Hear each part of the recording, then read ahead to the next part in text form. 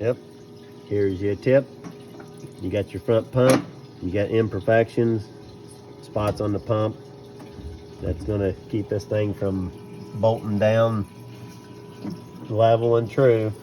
Get your old bench stone out, load her up, and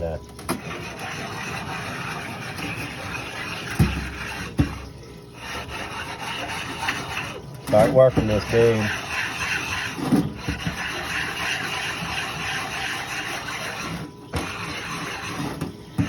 Get all the high spots off of it.